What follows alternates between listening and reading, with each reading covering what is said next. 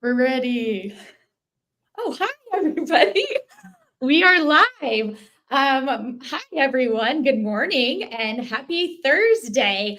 I'm Elana with new streaming network WGSN-DB, Going Solo Network, radio, TV, podcast, #1 Internet Singles Talk Network. And I'm Elana with your Health Vibes with Elana. Woo! Woo! Woohoo! And my journey is to raise your heart, body, and soul vibes to the next level so you can transform your life today. And today we have the one, the only Deb. And is from hardship to hero, turning struggles into power. Woo! Deb, thank you so much for being here today. My heart is so happy, and I just can't wait to dive in to our beautiful conversation that we will have today. Well, thank you so much, Elena. I am honored to be your guest because you have such important topics that you discuss. And, I really am. I'm just honored that you asked me. And I'm just honored to have you be here and tell your story, and everybody gets to know Deb because everybody needs a Deb in their life. So, I know. right? Good, bad, and ugly, right? All right, Deb, would you mind kind of just telling your story, kind of who you are, what you're about, and why I love you so much? Well, I'll put it in a nutshell because it's this long, complicated, and sometimes ucky story, right? Right. But one of the things people always ask me is, "Oh my God, has your energy always been like this?" Yeah, yeah, my energy's always just been real high energy. I'm an only child, and so I swear that I had to entertain myself, right? And so, yeah, I mean, I'm always like this. But was going merrily along with my life, and back in 2015 had my annual checkup. We're good girls, we go and we do those things, right? So had my mammogram, and I wasn't even home, and they called and said, you got to come back. Wow. Now I used to work for an oncologist, and I used to work for the American Cancer Society, so I knew that was not, you didn't smile pretty. Yeah. And so I went back and was diagnosed with stage 0 cancer, which is easy to treat, not really worry about this, kind of watch it type of thing. I Right. did not have, and it was breast cancer, did not have a lump, did not have a bump, did not have any of those normal things Right. because I am far from normal. Yes. And so I had what they call microcalcifications. So of Okay. course, me and Dr. Google figured out what those were, Yeah. and discovered that women of a certain age get those. It's just, Mm. as your hormones change in your body, you get these things that are Yeah. just kind of floating around. And they're actually so small that the human eye could not see it on the mammogram. The computer Wow. saw it. The computer. So, I'm like, and according then to the other stuff I read, it was, the vast majority of the time, it's not a problem. Like I said, women Yeah. get these, as our bodies change. But in certain people, they start coalescing and forming nasty little things you don't want. So, went to a breast surgeon and was kind of talking to her. She did some biopsies. Those came back negative. We were still thinking everything is hunky dory. And then she Right. said, you know what? Let's go ahead and let's take some lymph nodes. Let's just make sure. Mhm. Now, this is, 6-8 weeks after the initial diagnosis. Oh, Like I wow. said, we were not in any hurry. When they tell you Yeah. stage 0, it's just kind of, It's been don't worry about it type of thing. yeah. Um, and, and I didn't even have an oncologist at that point. Wow. So, we go in, we have the surgery, Mhm. and every person has different number of lymph nodes. Some people Yeah. have a whole bunch, some, all these various things. And so 8 of 12 lymph nodes came back positive for 8. cancer. 8. Wow. So I hopped up on the scale from stage 0 to stage 3. That meant that the cancer had spread. And so then we go, we get a little panicky with that, right? And I get the oncologist, go to her, and she says, okay, we need to throw the book at this. Because these little spiegly specks are throughout your Yeah. body, she said, so we're going to do a massive chemo. And I chose the traditional route. Okay. I know so many people now, and it truly is what feels right for you. You know, 100%. you need to do what is right for you. But I chose chemo, and then we were going to do surgery and radiation. And so I had this massive, massive chemo. It was actually 8 different drugs. Was Wow. fine for a couple of days, and Yeah. then started feeling puny, right? But I'd had 8 chemo drugs. Yeah. I Um, mean, yeah, yeah. So, not a big deal. Well, then I realized it was not normal. We called an ambulance. I got taken out by the fire department. That was really fun. Um, and I'm like this still the whole time, right? yeah. Just chatty Cathy with these wonderful people who came to my aid. And we stop on the way in the ambulance. And I said, "Why are we stopping?" And they said, "Well, it's a stoplight." And I very distinctly remember saying, "I don't get lights and sirens." Well, then I did, because that's the last thing for hours. I crashed. I mean, I was unconscious just like that. And Oh my so God. what happened was the chemo caused a reaction that happens less than 1% of the time. Remember, I said I'm special. Yes. And at that point, I was the only person that ever survived it. And I still may be. I mean, it is so rare. And most of the time you don't notice because you are thinking, "Oh my gosh, this is normal." Yes. And I mean, that so gives me the chills really fast, not to yeah, stop you, yeah, but no, mhm, like, you have yeah. survived, and, like, here you are And here surviving I shit am, and blabbing merrily along. Um, and what happened was I was in septic shock. I, oh, wow. and I remember the doctors arguing over how fast I was going to die that day. What? Not, and because the surgeon said, "I really don't see any point in doing anything." And my oncologist got in his face and said, "No, you're going to try." And now the conversation was a little bit different, according to my husband, but that was what soaked into my head. Uh-huh. Um, so obviously they did surgery, and because I'm still here, I am not a ghost. And I know. Amazing. I know, but I spent 7 weeks in the hospital because septic shock Okay. is quite often fatal. I mean, it is about 75% of the time when you're in septic shock, you do not survive. Did you get that Um, from being at home, the drug like, what caused this? um, so the one of the chemo drugs, and we think we know which one it was, but not quite for sure, ate a Mhm. hole through my colon. And so what happened was that icky stuff that's in your colon went Yeah. into my body. And it was the pain that alerted me that there was a problem, because I was running a temperature, but that Yeah. actually happens, Right. with chemo. And I was nauseated. I mean, all the stuff that kind of normally does happen with chemo, Mhm. but the pain was what was like, "Oh, okay, no, something is really wrong." Yeah. And so yeah, spent 7 weeks in the hospital, all sorts of other procedures and all sorts of things, and because my body then was really trying to just recover, and Right. and Yeah. um yeah, so finally get home right before Christmas. It was, thank God for Amazon overnight shipping, because, had to get presents for people. Now, I would mean, they have still understood? Of showing up course. for people, going I through all of know. I'm like, I was just in the right. hospital for 7 weeks, but I got to get people presents. And which, I mean, it was just the funniest thing. But, and then everything kind of goes well for a while. I had decided to have a double mastectomy. And because, even though it was just one side, I didn't want to be lopsided. I didn't want to have to worry. We were just going to do both. Got a complication from that my surgeon had never seen, because yeah, hello, special. Yeah, right. Um, Of course you and I was like, "Oh, for God's sakes." And then we did decide to try chemo again, a totally different regime, and I got the same reaction. Now, it was not nearly as bad because yeah, I recognized, ooh, danger, danger. But yeah, spent 7 days in the hospital on IV antibiotics. And then things, went good. yeah. The complications from the septic shock are actually what is more long term, and it will be forever. I mean, it severely damaged my kidneys, and some other things.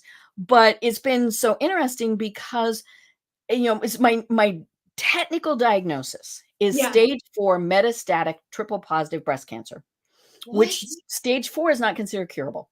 Yeah, Now you can live for 50 forever. years, Yeah. Yeah, I mean, it's kind of always that little shadow that's there, right? Mhm. And so, but yeah, we said, okay, no chemo ever again. No, no, no, Yep. danger, danger. Oh, yeah. I am still in treatment. Because I couldn't do that, I take a drug called Herceptin. I actually take a different name, but and so I have a port in my shoulder. So every 21 days I go in and they go whoop and they, give me all this nasty stuff. Takes me 30 minutes. Takes me longer to drive there than to have the treatment. Wow. But off we go. Yeah. But in amongst all of this, proceeding with life, right? I mean, that really is what everything is doing. Saw my doctor in 2021. She said, "Hey, how you doing?" I said, "Fine, but I got this little thing on my arm that doesn't heal." It was, of course, cancer. Now it's basal cell, and so that's and for someone with my complexion, that was not unexpected. And so he just kind of zapped it, and I didn't even have a stitch. I mean, he burned it. But now Yeah. I get to do the strip and spin every 6 months, right? And and then last year I had complained to my doctor about pain, Mhm. and she ordered a CAT scan. Of course, all of my charts, all of my doctors everywhere say danger person, danger person. I mean, Yeah. they don't, it's not, we're going to wait. We're going to want, Yeah. We're no, gonna get it's, you. we're going to, yeah.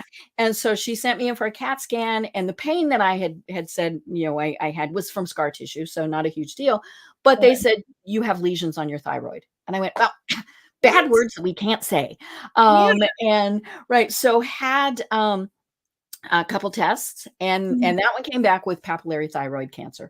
And it is a totally new cancer. Thyroid cancer is, according to my doctor, never a secondary, it's always a primary.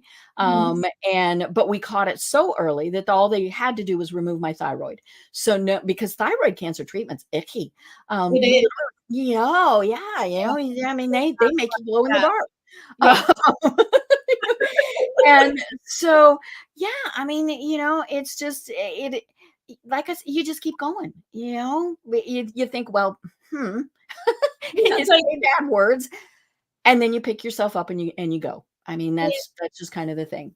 right. Deb, you're just incredible, just keeping up and still going and not like a poor me. And when you're going through all this and turning your struggles into like power and Mhm. strength, and what really made you say, like, you know what, this isn't my time? Like this, I'm going to still show up for myself. Did you ever want to get a second opinion? Was it Yeah. maybe the people Uh-huh. around Mhm. you? Yeah. Do you ever Oh yeah. suggest getting Yeah. a second Mhm. opinion of Yeah. things? We did do a second opinion. And that doctor said I would have done the exact same thing.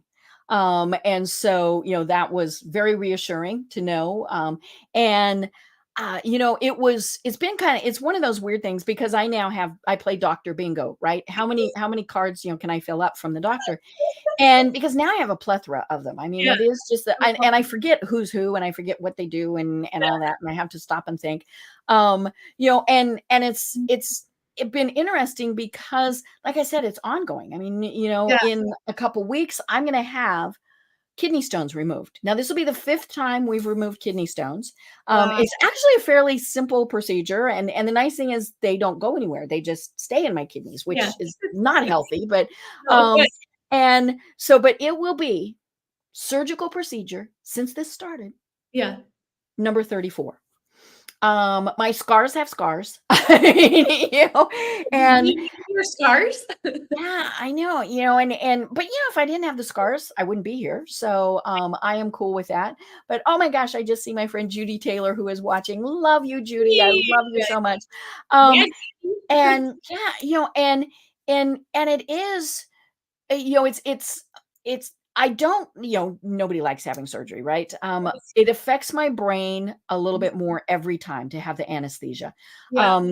The procedure is about an hour long, and it will take me month-ish Mhm. before my brain is truly back functioning the way it's supposed to. Anyhow, based on the former surgeries. I mean, it's my body will heal much faster than the brain. Yeah. But people are used to me saying stupid things and doing weird things, and so we just kind of go with the flow. Um, Well, I love how and yeah. vulnerable you are and Mhm, showing up mhm, for this. And like, what's some advice, like someone going through this, maybe you could like that someone else is going to have a mhm. surgery. How do you Right. prep yourself? What do you do? Or how do you, knowing I've been through this, Mhm, like, instead of a poor me, because I feel so many people think like, poor me, I'm going to do this, like, you are like, let's get this done and go for it. And just, so what is some advice maybe you have for someone to, you know, it's a serious thing, but how do you, we can do hard things. How do you get through things and stuff? The first thing is it's okay to have a pity party, and it is okay to be madder than all get out. I mean, it's very much like the stages of grief. The 5 stages. We have anger, we have denial, we have the please God, don't make this happen again type of things, all of those things. I always tell people, you are in charge. It's not your doctors. It's not your loved ones. You are in charge, and you have to do what you think is right for you. Be careful on your research, because there's a lot of information out there. Yeah. The vast majority is, of course, good information, but sometimes it's not. But, make sure that you have made an educated decision with what you are doing and how you are going forward. And again, you're the person in charge. You are the warrior, as it says on the screen, cancer warrior.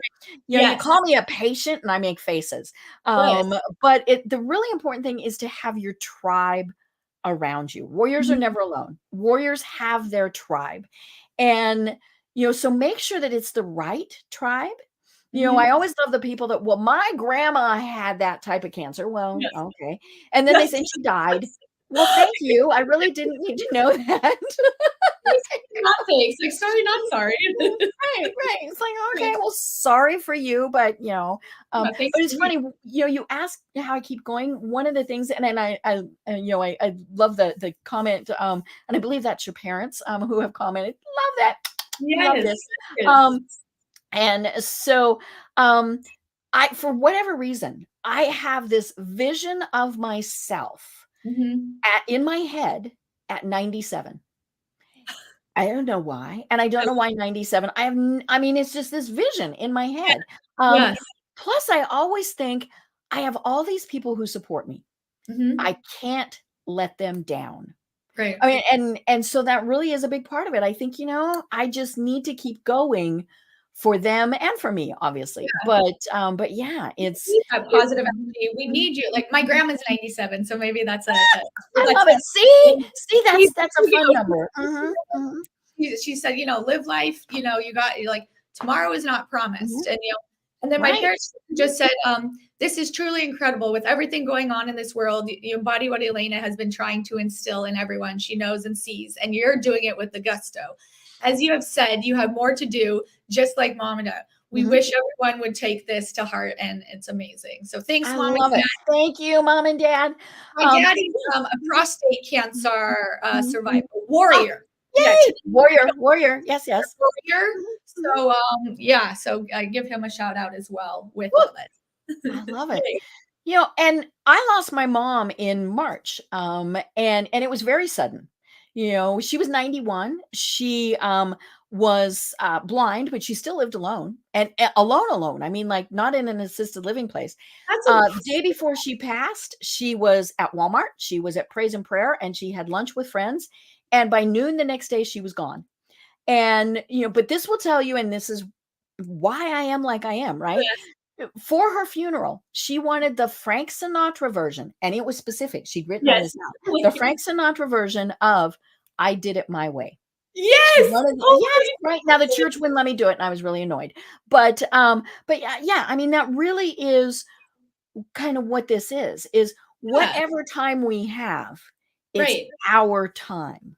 It really is. I love that story. I can kind of relate. My other grandma Addie, who just bless her heart. I have her necklace on. I always wear this butterfly ring, reminds me of her. But that's how she kind of passed. I think she was 91, and she was fine the few days before, and she said, "My party's over," and passed away peacefully in her bed too. Oh, yeah. It's exactly, I firmly believe that my mother went, "I'm done. Okay, I'm done." I love that. And I think that's so powerful. Is like, we do have that choice. And I love that you have a choice how to show up, and you can say, you can be mad, you can embrace this, but you're still showing up. In all this, which I love too, what you kind of said is treat the person, not the cancer. And like on your thing, we win every time. Kind of expand a little bit on that And I talked to the medical people about this, Yeah. and, I have, like I said, so many doctors, and a lot of times they will bring their students in. Mhm. When I've been in the hospital, they bring students in. I Yeah. and I tell them, I am a person. I'm not a Yes. patient, and I'm not a diagnosis. Mhm. I love my surgeon. He's done 5, 6, I don't know how many surgeries on me. Yes. And when I was back in for a checkup on my thyroid, I hear his staff say the thyroid cancer is in room 4. And I went out and I said, "Excuse me, I am not the thyroid cancer." And they of course apologized, and I said, "I understand why you do that, but Yeah. I am a person first. Mhm. I'm not my diagnosis." And I think that is so important because we can get caught up in the I have cancer, Yeah. I Yes. have whatever. And yeah, we do on occasion feel like that. But yeah, we are not our diagnosis. I love that you said that because that's my biggest thing with Mhm, my work, and I do, and I mhm, always say mhm. that does not define you. Do Right, not let this story right. define who you are. Yeah, Yeah, it's just exactly. a part. Mhm, You're not this. And I think educating people, I'm so proud of you that you stuck up and you said that because so many mhm, times we don't. And I do that too for my clients. So mhm, I will go to doctor's appointments. I will do it mhm, because mhm. their voice needs to be heard. They're Right. not Mhm, the mhm, diagnosis. They are, you are mhm. dead. Like you're not Right. Right. cancer. Oh, yeah. No. And it is intimidating, Mhm. even, 8 years into this. There are times where I just wanna sit and let them make the decisions and whatever. And when you're first diagnosed, your brain shorts out. Yes. And I love that you go with people because I tell people never, ever, ever, especially for your first appointments, go alone Yes. Yes. because we don't remember what we wanna ask. We're just thinking, "I'm gonna die. I'm gonna Yeah. die." Right. And Rabbit hole and yeah. And so take somebody with you, have your questions written down. yeah. And one of the things that I really love about my oncologist is and I've stayed with the same oncologist. I fired other doctors, but I Yeah. love my oncologist. And there's a sign on every exam room door. If your questions were not answered, do not leave this room. What? You never see that, No. not even No. heard of Mhm, like, I had a mhm, doctor's appointment recently, and I was talking, she's like, "That's not what we're here for, we mhm, can't do." I was like, mhm. "What are we here for then?" Right. Like, Oh, yeah, yeah. like, Yeah. "Sorry, time for a Mhm, new doctor." mhm, mhm. So, Yeah. maybe in something like that, when do you decide that it's time to change? Or when do you move forward of that? Because I feel so Mhm. many times you think, "It's the doctor, we should listen." Right. Are Mhm, you listening to your gut or listening to mhm. what is right? I fired 3 doctors during this process, and part of it is, I know I'm gonna be with my doctors long term, and Yeah, so, I may not always like them, but I yeah, need to trust them. yeah. And so I got a new primary care doctor because I felt that he could have cared less. Mhm. Didn't care in Yeah, the slightest, never asked me how I was doing. He's my primary. He's right. supposed to be, Yeah, um buddy. and switched to a wonderful doctor who makes me come in for an annual twice a year so that Good. she can keep track of me, right? Um, I think and he actually really yeah, likes you too, mhm, like how he wants yeah, 2 times with you. oh yeah. And it's funny because I think my insurance company just has given up. I mean, they're just, there's been one thing this entire time that they haven't paid for. Of But course. and then the surgeon who Yeah. saved my life. Mhm. But he was a putz.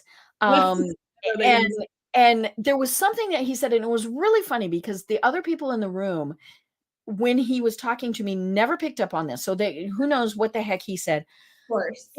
But I was afraid to go to sleep. I didn't think I would wake up. There was Oh something that he my said, gosh. That really ch and and it was like, no. Now, yeah. obviously, he was a good surgeon, all Right. sorts of things.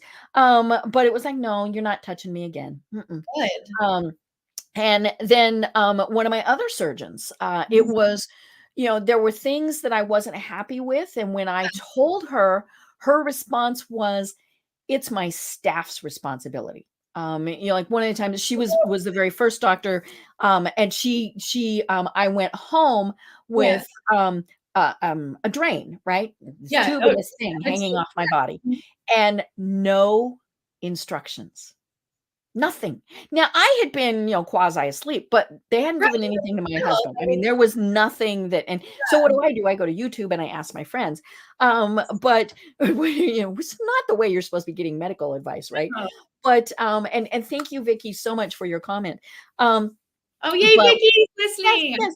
Yeah, When I went back to the doctor, I went back to the doctor and I said, I got home and had no idea what to do with this drain. And her response was, that was my staff's responsibility. And I said, no, it's not. It yeah, is your responsibility. Maybe it's your responsibility to tell them to do it, but yeah, you are the CEO. You're the person in charge. yeah. And so, I mean, it's just now I don't, you shouldn't just go from doctor willy nilly, No, no, but no. you need But to feel comfortable with them. yeah, And you need to know that what they say, that they're going to pay attention. I had mhm, one doctor tell me, I had gallstones. I knew I yeah, had gallstones. I had an ultrasound. I'd been in the ER. I know I had gallstones, right?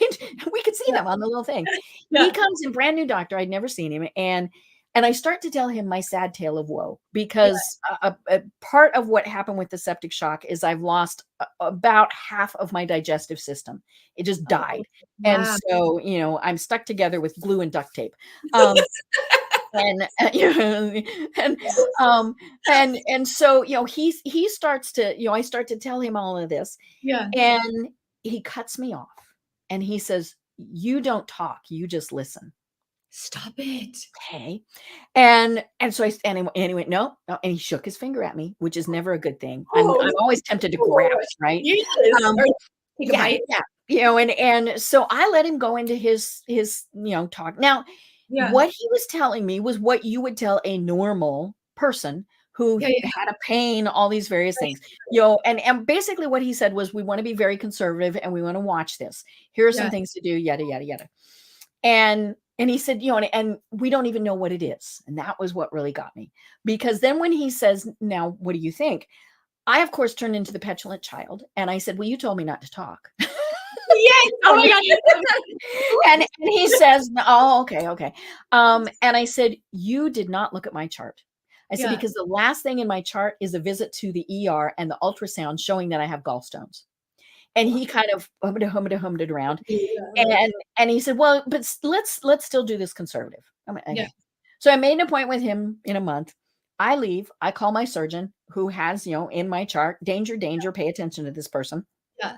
I go see him and he brings up my ultrasound and he says, what you doing next week? I said, get my gallstones out. He said, yeah.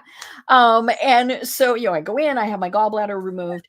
I still go back to the GI and he's, this is a month later and he says, so how are you doing? I said, oh, I'm fine. I feel really good. And he said, I told you if we were conservative, it would work. And and I kind of let him go through. And then I said, I told you, you have got to look at somebody's chart. The last thing in there is that I had my gallbladder taken out. You should. Yeah. I was like, I'm going to shake my finger at you, dude. And I got up and I walked out. I was like, I'm sorry. Yeah. Now, No. granted, my chart is war and peace, Yeah. but the last thing in there would have been gallbladder surgery. I mean, this was not a hard thing to have seen. Oh, like I should have had a B8. Yeah, yeah. Doink. Right? I mean, wow. It's just, sometimes, I get you're a doctor, but Mhm. bedside manners. Oh, Like you yeah. could be great on the Yeah. like just Mhm. show up and like not be pompous, like I just Mhm. hate just because you're the Right. doctor Mhm. doesn't give you that Mhm. presence to talk to Right. someone or be like that. It's a scary Mhm. situation. You're dealing with Mhm. stuff. Like, hello, why Mhm. can't people admit your fault? You Right. messed up. You didn't Yeah. read the chart. That's on Oh, you, yeah. Mhm. buddy. Yeah, Hello. and it was just, so be comfortable with what it Yeah. is. And no matter what you're doing, I mean, if you choose non-traditional, that's perfectly fine. Um, but make sure that it is that you are educated and you're dealing with somebody who knows what they're doing. I love the fact that now we have so many more pieces that are Mhm. part of our treatment. Yes. Obviously, nutrition, Yes. mental health. I mean, Yeah. all these things. And it's great that we have those, Mhm. and I know people who have literally said, I'm not going to do anything that's traditional. I'm going to, one They're of them, like wash or like, things like yeah. Or they've done things where they've gone to other places for treatment, things like that. these other That is what they thought was gonna work for them. So Yeah. that was what they needed to do. Right, and at the time. Now let me ask, with all this, when you had that, did you with reconstructive, did you get your boobs back? Did you opt for I that? did not. What did And you go so, with? I mean, this is just part of the wonkadoodle me. I decided not to have reconstructive surgery for several reasons. The first is I'm old. I'm like, I don't need those. They're in the way. And I was never one of these people who was enamored with my bosoms. I didn't wear the push-up. I was like, Yeah. whatever. But more importantly, every single person I talked to who had had reconstructive surgery had problems. Yeah. Now, the vast majority are perfectly fine. I mean, Right. but the people I talked to just were not happy. And I thought, like, and so I chose to not do it. And, and so I have prosthetics that Ooh. are, and it's just the funniest thing in the world because you actually have a special bra that they Yeah. go into, it has little pockets, Yeah. right? And me being me, I have more than one pair. Yes. And Course they're named, right? My fancy pair that Yes. came from the insurance company are Thelma and Louise, right? Yeah. And I don't like them. They're, they're They're like, uncomfortable. yeah. So then I have, and this is actually an organization, and I love them, Knitted Knockers. And so it's knittedknockers.org, and you can request bosoms. Yeah. And so, I made my request, and so I have my little knitted knockers, and because they are funny, because they're knitted knockers, they are, of course, Lucy and Ethel. Yeah. And I have people who say they'll talk to Lucy and Ethel, and other people are like, "You're Huh? talking to her boob?" They don't understand that, it's like, I love it. And I love your sense of humor and the way you show up for this because, we need that. And we need someone who can laugh about it. And, there are hard things, but to talk about it and to have this energy just really is so delightful. Also, Vicky on there, she's a warrior too, a cancer warrior. And Yay, Vicky! set you two up because you two would really love each other. Most definitely. Vicky, honey, we need to talk. Yes, you do, 100%. But I just love what you put out to this world. I love how you're showing up. And also so there's a thing that you have on your website too that talks about lead, Right. invigorate, voice, and elevate. Could you kind of talk about that a little bit So, with us? I was working with my business coach because I continued working this entire time, right? Part of it is because you need something to think about. Yeah. And so I was talking with my business coach who knows my whole backstory and all the drama. And this was several years ago, and she shook her finger at me on Zoom, so I couldn't reach out and grab it.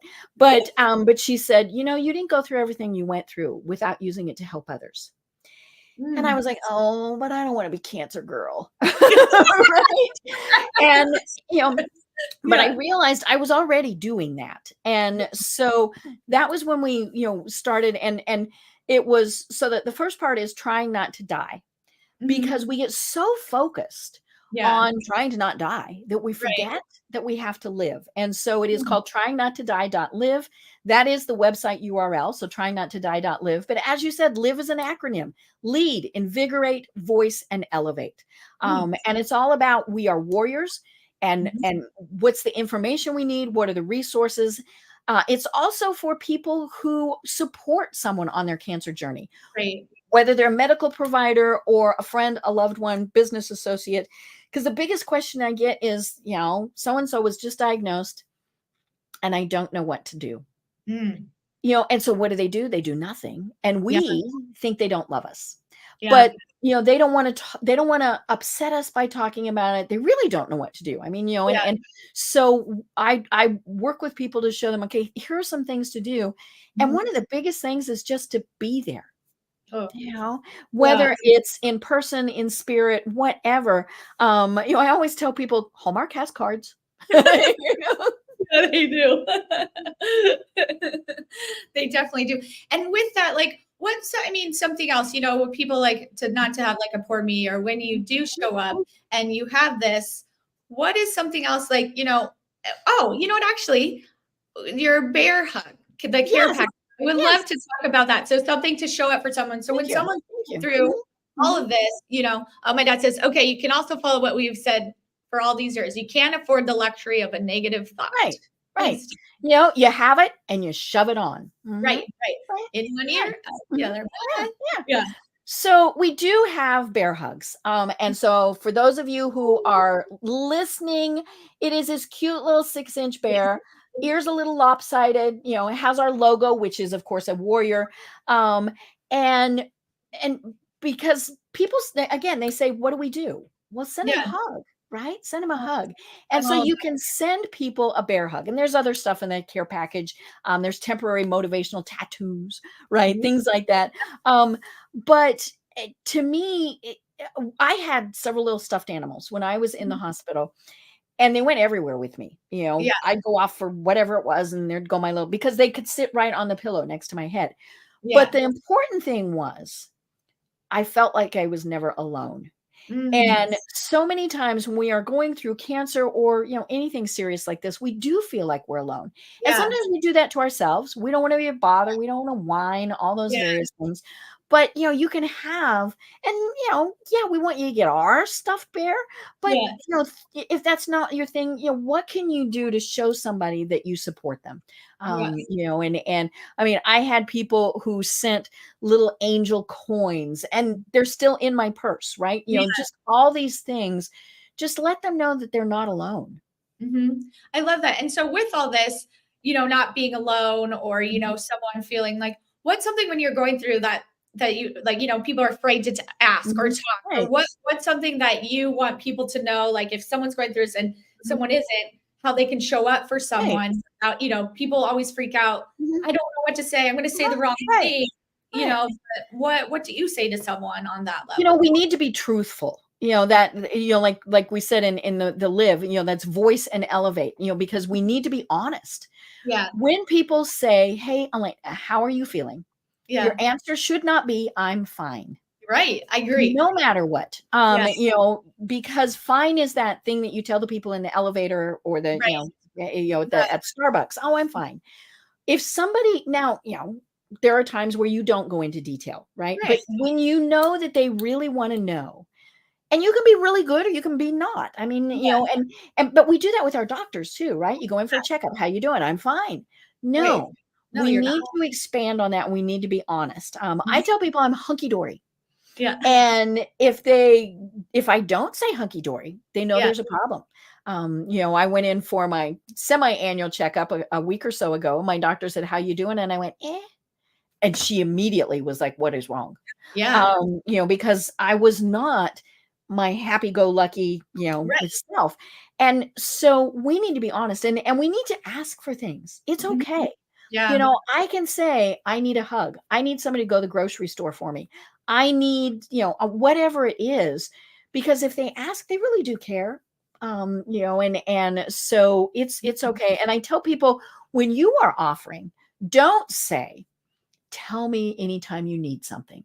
Because our little brains are already shorted out, right? And we can't think of that. Be specific. Do you need me to bring dinner to you on Thursday? Can I take your kids to a movie? Things like that, because then my little brain can get around that. And I can say, dinner on Thursday is not good, but what about lunch on Saturday? Things like that. So be specific. I have one friend who said her friends showed up at her front door and said, we're cleaning your house. And she said, I was mortified until I realized it needed done. Oh, that's what I'm not really saying do that. But, you might offer, hey, can I come over and do it? Because I was going to ask, like, are you okay? Or does it matter if someone just showed up? Because so many times it's actually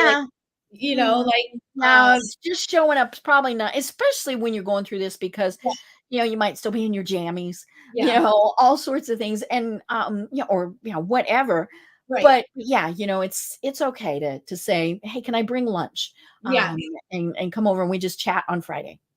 I love that. And also, there's something else I really like. You said, like, energizing their voices and expanding their choices. Right. Mm-hmm. Mm-hmm. That's a really great phrase. I don't know if you want to kind of. Right. It is about finding out everything that needs to be done. And not just with your treatment. Right. Sometimes it's, I'm going to change jobs. We see in things like this where sometimes people change spouses. We certainly change friends. There were people who I thought would be my biggest supporters, dropped off the face of the earth. Okay. And how did you deal with that? Because I think that sometimes we expect unexpected expectations. So with that, how did you deal with that? I allowed myself to feel hurt. And then I thought, well, obviously that friendship was done. I just hadn't realized, right? But there were also people who I didn't even think knew I existed, who were some of my biggest supporters. And so that's what's been so interesting about it. But it is, it's about being honest, and it's okay. Like my best friend, was one of the people that I texted. She's in Colorado. I'm out in Atlanta. She was one of the first people I texted, and I didn't hear back. And I thought, texted her again, didn't hear back. So then I'm starting to get my feelings hurt, right? But she texted me and she said, I'm having a hard time dealing with this. Give me a little bit. Perfect. I did. She has come out twice and helped take care of me, all sorts of things. But we need to be honest with ourselves and go, oh my God, this is, I don't know what to do or say. Give me a minute and then I'll be there. Right. And I think people need to be more vulnerable with that. And that's such a great lesson, because if we can't express, we're not mind readers. So we're going to get upset that someone did this or think they're doing it too. But I think exactly like taking that on, being vulnerable in that is such a beautiful, as well. So we're going to have to kind of start wrapping up. So can you tell everybody how they can connect with you, work with you, do other things like you have to offer? I just love everybody needs to. We could go on forever, right? And your energy, oh my gosh, if we could bottle that, and that's what has been so fun about this. And so for my people, y'all need to connect with Elana, because she is just absolutely fabulous. To connect with me, the website is tryingnottoDie.live, not .com, .live, like it shows on the screen. And there are places there where you can actually connect with me. We do have a private Facebook group. It is open to anybody, but we keep it private to make sure that we don't have the, shall we say, snake oil salesmen who are in there. And I've had people who were going to cure me. I'm like, no. Oh, right, of course. Thank you very much, because they meant well, right? But yeah, so there's places on the website where you can set up a time for a Zoom with me, connect with me, all sorts of things. And I am here for you. That's and one of the things people will say, I was just diagnosed, and I will usually say bad words. Yeah. Because those are what we're thinking, right? Yeah, of course. I'm not everything will be hearts and flowers and butterflies. No, this is going to suck. And we need to admit that. But then I will say, here's, what do you need? Here, here are some things. So, but trying not to die.live, love for people to go there and just see what we've got. And like I said, the links are there. Join our Facebook group, sign up for our newsletter, things like that. Yeah, no. Deb, I just want to say this was such a true honor. I just love and adore you, your energy, who you are, what you share. So please, everybody, connect with her. She's a beautiful soul that you want to connect with. Deb Krier, a true cancer warrior, gifted communicator, renowned business podcast host. I love you, love you, love you. Thank you, everybody, for listening. I am Elana with your health vibes, and also bi-weekly at I can't even talk. Let's try this again. Join me bi-weekly at 12 p.m. Eastern time, 9 a.m. Pacific time, raising your vibration, heart, body, mind, and soul. And thank you for watching. We are here with new streaming network, WGSN-DB, Going Solo Network, radio, TV, podcast, #1, internet singles, talk, network show, your health vibes. Thank you so much. Thank you, Vicki. Thank you, Mom and Dad. Thank you, everybody, for watching. I love you. I honor you. I see you. And Deb, I'm hugging you through the hugs, bear hugs, right? And good luck with everything. And just, I love and adore you. Thank you. Thank you. Thank you. Everybody, bye for now.